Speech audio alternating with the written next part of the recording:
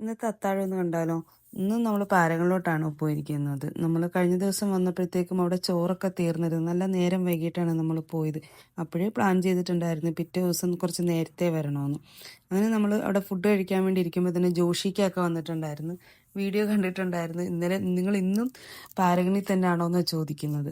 അവിടെ നിന്ന് ഫുഡൊക്കെ കഴിച്ചു. നല്ല മീൻ ഫിഷ് ഫ്രൈ എന്ന് ഒരു രക്ഷയില്ല കേട്ടോ. നല്ല മസാലയാണ്.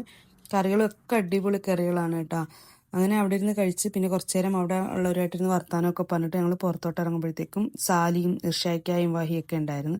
അവരുമായിട്ടും കുറച്ചു നേരം ഇരുന്ന് വർത്താനമൊക്കെ പറഞ്ഞ് നേരെ നമ്മൾ സീക്കോയിലോട്ട് വിട്ട്. ഇപ്പം ഈ മാംഗോ ബാറിൻ്റെ അഡിക്റ്റായിട്ട് മാറിയിരിക്കുക. എവിടെ കണ്ടാലും ഒരു മാംഗോ ബാർ നിർബന്ധമായിട്ടിരിക്കുക കേട്ടോ. അങ്ങനെ നമ്മൾ സീക്കോയിലോട്ട് വന്ന് ലേഡീസ് മാർക്കറ്റിലൊക്കെ കുറച്ച് കറങ്ങി.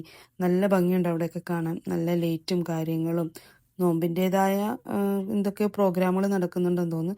കുറച്ചു നേരം അവിടെയൊക്കെ നടന്ന് പിന്നെ സുധീറിനെ റൂമിലും കൊണ്ടാക്കിയിട്ട് ഞങ്ങൾ നേരെ റൂമിലേക്ക് വിട്ടു.